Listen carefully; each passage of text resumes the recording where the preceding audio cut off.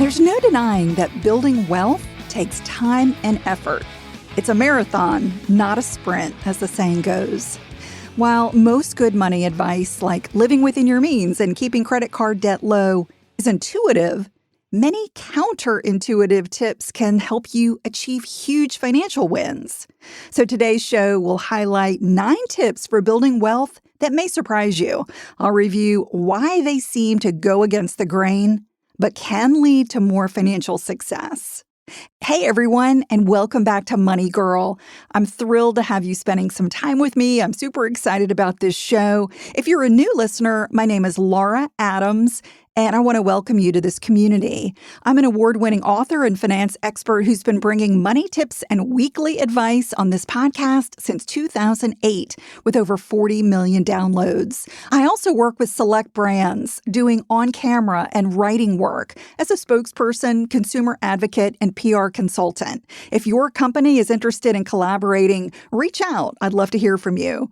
Here on Money Girl, you'll hear me talk about a wide range of topics like building credit, managing debt, retirement, investing, real estate, cutting taxes, insurance, money management strategies, entrepreneurship, and lots more. And occasionally, I bring you interviews with money experts and really interesting people. So if you're getting value from the show, don't forget to subscribe and submit a 5-star rating or review. And speaking of reviews, I wanted to highlight a recent one from Floor Gitz, who says, I love this show. The information is right to the point and so useful. I enjoy hearing Laura speak her knowledge and greatly appreciate her sharing this information. Well, thank you, Floor. I appreciate that. If you have a money question or a comment, we love to hear from you. We have a voicemail line that's set up just for you. All you do is call 302-364-0308. And if you'd like me to feature your voice on the show, let me know. And if you don't want to be featured, that's fine as well. You can also email me using my contact page at lauradadams.com. That's also where you can learn more about my work, award-winning personal finance books, and money courses. All right, let's dig into 9 counterintuitive money tips that actually help you build wealth. The first counterintuitive tip is that being too frugal can cost you. This is one of the most counterintuitive tips I've learned. And it's simply that if you just cross the line into being too frugal, it really can be expensive. Yes, frugality could be a virtue that helps you avoid overspending and ultimately get ahead. There's no denying that. But I'm talking about being so miserly that you make unwise decisions that hurt you down the line. For instance, neglecting your medical or dental health or preventive checkups. That could lead to substantial out-of-pocket expenses in the future, even if you have health insurance. While going to the doctor typically comes with some upfront cost, it's essential for preventing potential problems that could become more costly or even require time away from work. Being too frugal includes things like skimping on high-quality food, neglecting home repairs, and not seeking professional advice when needed. The idea is that minor issues typically get a lot bigger and they get more expensive as well in the long run when you don't address them promptly. Another consideration is spending too much time trying to save tiny amounts of money. This could be the case if you or someone you know is an extreme couponer. You could be undervaluing your time if you spend hours cutting coupons to save a few dollars, or you're driving many miles for slightly less expensive gas. I recommend calculating the value of your time per hour after taxes. For example, let's say you earn $100,000 a year. That means you make just over $1,900 a week, and that comes out to $48 per hour based on a 40-hour week. Now, let's say that after taxes, your net hourly rate is $40. If you spend an hour trying to save $1 or doing something that you could pay someone else to do for, let's say, $20 or $30 an hour, you're undervaluing your time. Sometimes you'd be better off using that hour more productively, maybe to increase your income or even just enjoy leisure time that is pretty spare in your life. While being mindful of your spending is always wise, It's also crucial to know when you become so frugal that it's actually hurting instead of helping your finances over the long run. Okay, the second counterintuitive tip is that spending more can help you save more. So this one is something that's very counterintuitive or very difficult for a lot of people to embrace. This idea that spending more, like investing in quality shoes, appliances, and furniture that lasts longer, can be a smarter money move. Paying for more durable or energy efficient items can definitely help you save money over the long run. For example, purchasing a fuel efficient or maybe an electric vehicle will likely cost more upfront, but give you savings over the life of ownership that far outweigh the extra initial expense. Likewise, buying energy-efficient home appliances or even installing solar panels can certainly be costly, but cut your utility bills over time. In other words, consider the short and long-term costs of high-dollar purchases. In addition, purchasing everyday goods in bulk costs more upfront, but typically results in a much lower price per unit. And that applies to many items from office supplies to soaps and non-perishable pantry items. Tip number 3 is buying insurance can save massive amounts. You all know the purpose of insurance is to limit or eliminate financial risk. And in some cases, many people just feel like they're just throwing their money away on premiums. And while some policies like auto insurance and homeowners are required by your state or your lender, you can voluntarily purchase many types of affordable insurance that come with outsized benefits. For instance, term life insurance gives your dependents financial security after your death. They could use the payout to replace lost income, pay off a mortgage, cover education, anything they want. If you're in middle age and relatively healthy, a 20-year term life policy for $500,000 might cost less than $200 a year, and $1 million policy could be less than $800 a year. Travel insurance is another affordable policy with a massive payoff if there's a natural disaster, an accident, or loss when you're on a trip.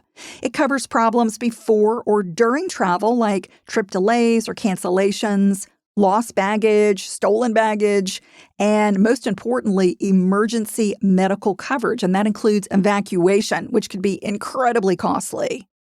A couple more inexpensive policies are renter's insurance and umbrella liability. Renter's insurance covers some liability and pays for your personal belongings that are lost or damaged after a covered event like a natural disaster, theft, or vandalism. On average, renter's insurance costs less than $200 a year across the U.S. That's an excellent value. And unfortunately, most renters don't buy renter's insurance, so it's a really underutilized policy. And umbrella or personal liability insurance protects you beyond the limits of other policies, like your auto insurance or your home or renter's insurance. For instance, you would be fully covered if you've got $50,000 of auto liability and $500,000 of umbrella liability, and you get found at fault for $300,000 of injuries after hurting someone in a car crash.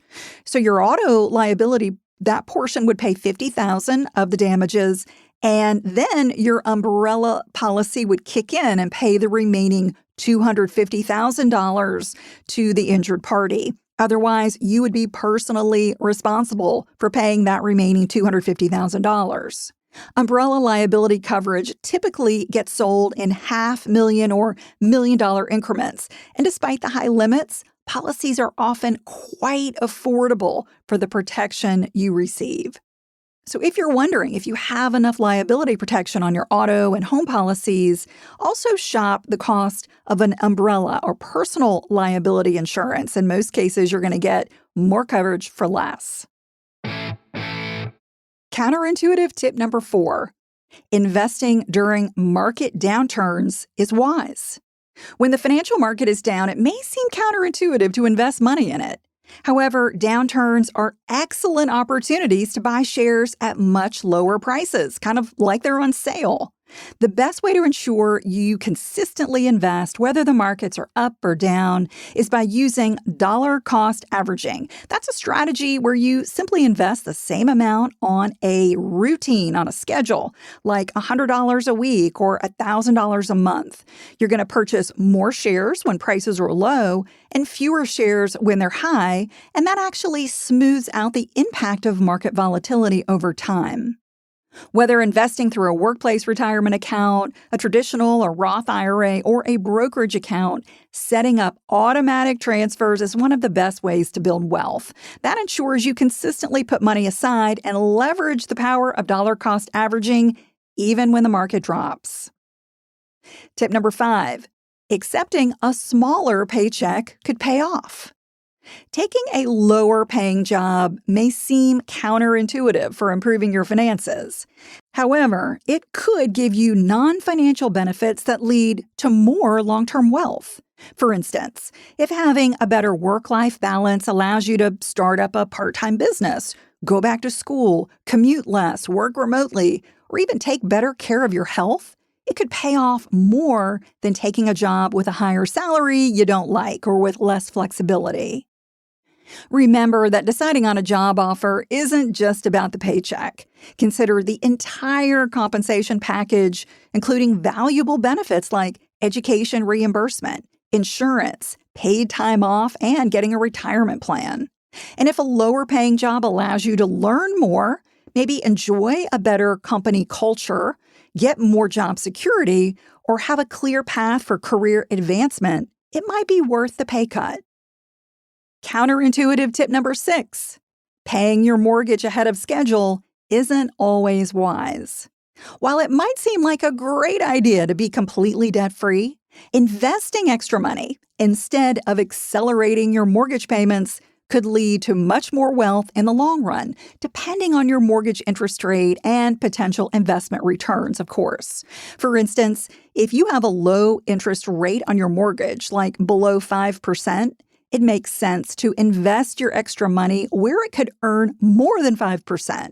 Over the long run, the stock market has historically provided higher returns than current mortgage rates. Plus, mortgage interest can be tax deductible, allowing you to reduce your mortgage's costs further, making it even more beneficial to stay on schedule and invest your extra money, and maybe build emergency savings or even put that extra money toward higher priority, high-rate debt. Remember that prematurely paying off your mortgage means you're sacrificing liquidity because that money will not be accessible quickly in a financial crisis. However, you're in terrific financial shape once you have a healthy cash reserve, you regularly max out your retirement contributions, and you eliminate all higher rate debts. Only then should you focus on paying off your mortgage. Tip number 7. Renting may allow you to build wealth faster. The conventional wisdom, especially in the United States, is that buying a home instead of renting is better because you'll build home equity. While homeownership can be an excellent long-term investment with potential price appreciation and tax benefits, it's not the best advice for everyone, depending on the housing market and where you want to live. In many cases, renting and investing the money that you would have used for a down payment, closing costs, furnishings, and home improvements is a wiser option. A primary advantage is having the flexibility to move without the hassle of selling a home. If you expect to move within a few years for work or maybe other family reasons, the cost of buying and selling a home typically outweigh the benefits of homeownership. Additionally, renters get to skip ongoing maintenance and repair costs that can be unpredictable and quite substantial for homeowners. Many people prefer the ease and convenience of renting because it has fewer responsibilities and maybe comes with more amenities. If you're disciplined about investing, you might come out ahead by renting an affordable home and investing more than you would as a homeowner. Over the long term, your investment returns could outpace home appreciation. While landlords can increase rents, renters typically get shielded from the risk of home price declines if there's a real estate downturn, like we saw in the 2008 recession. The decision to rent or buy definitely depends on a lot of factors like the local economy, your current financial circumstances, and your future plans and goals. Number 8, small savings can add up to massive results. It can be counterintuitive to believe that you should save or invest when you can only set aside small amounts. Many people believe they should just wait to invest until they're earning more money or maybe they have a windfall in order to make some significant progress on their financial goals. But it's actually the little financial habits that add up to significant results over time.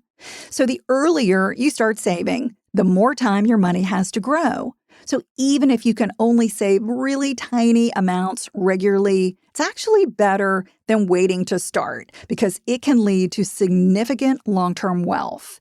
And as your income increases, try to increase the amount you save instead of raising your lifestyle expenses. This is known as lifestyle creep. Tiny money habits that may seem insignificant on their own can dramatically impact your ability to build wealth. And lastly, number 9, lazy investing trumps active transactions. Lazy or passive investing is a long-term buy and hold strategy where you purchase a diversified mix of assets and largely leave them alone. For instance, you could buy one or more index funds or exchange-traded funds that track a broad market index like the S&P 500. A passive strategy contrasts active investing, where you try to beat the market by frequently buying and selling individual stocks or other assets based on market predictions or analysis. Lazy investing usually costs less because passive funds, which require less management or research, charge you lower fees, and that improves net returns over the long term. And passive investing also requires less trading, resulting in fewer capital gains, especially in taxable brokerage accounts, and that increases your net returns. Studies such as the SPIVA scorecards and Dalbar, and I'll put links to these in the notes for the show, they show that active investment managers don't consistently outperform the market over the long term. That means passively managed index funds often deliver better returns than most active funds, and they require less time, effort, and financial knowledge for average investors to grow wealth over the long term. Building wealth takes effort, and it usually happens very slowly over time. I have used all of these counterintuitive tips in this show to build my wealth. And I can tell you that not only following intuitive advice, but certainly these counterintuitive financial tips will put you on the path to more financial success. Thanks everyone for listening. That's all for now. I'll talk to you next week. Until then, here's to living a richer life. Money Girl is a quick and dirty tips podcast. It's audio engineered by Steve Rickyberg with editing by Adam Cecil. Our podcast and advertising operations specialist is Morgan Christensen. Our digital operations specialist is Holly Hutchins. And our marketing and publicity associate is Davina Tomlin.